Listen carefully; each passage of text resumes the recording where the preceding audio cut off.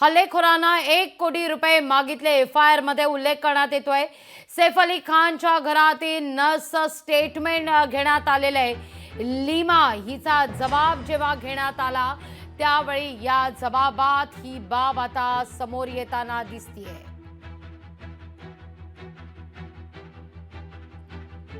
तो आरोपी 1 कोटी रुपये मागत होता अशी माहिती या जबाबातून आता समोर आलेली आहे।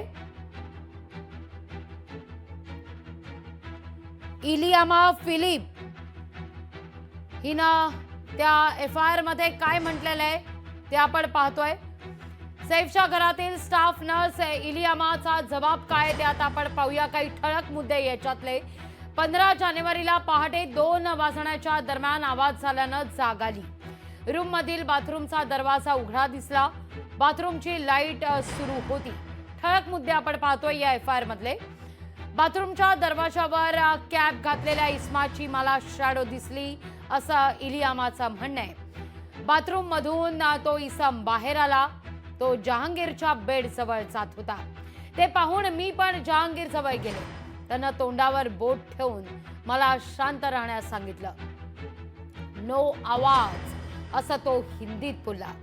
जयची आया जुनू झोपेतून उठली त्या क्षणी तिलाही त्या इस्मानं कोई आवाज नहीं कोई बहाना नहीं चाहिए असं म्हटलं।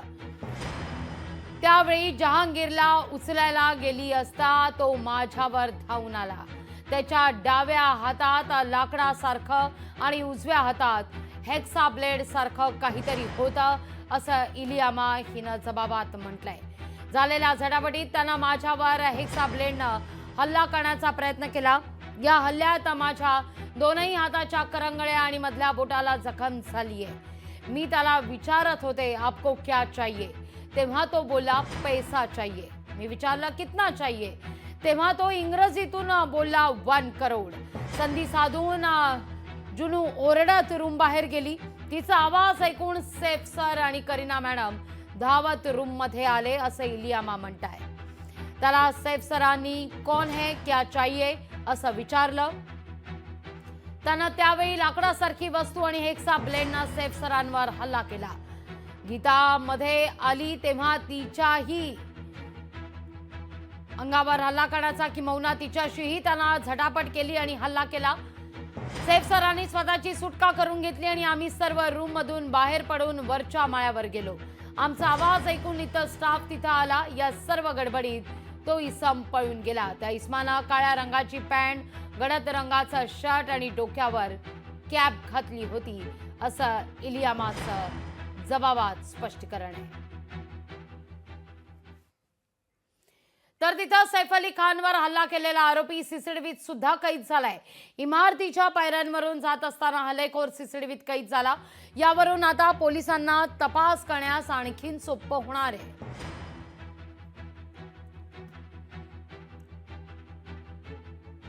ही दृश्य आपण पाहतोय। ही व्यक्ती स्टेअरकेसवरून उतरताना सीसीटीव्ही कॅमेऱ्यात कैद झालेली आहे। जे वर्णन इलियामानं केलेले black pant, black tea shirt, गडद रंगाची पॅन्ट आणि गडद रंगाचं टी शर्ट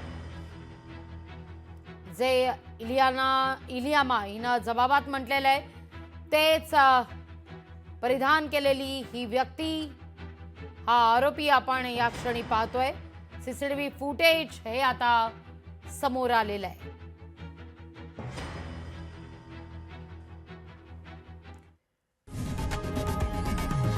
लोकशाही मराठी ऐका, पहा, जागरूक रहा।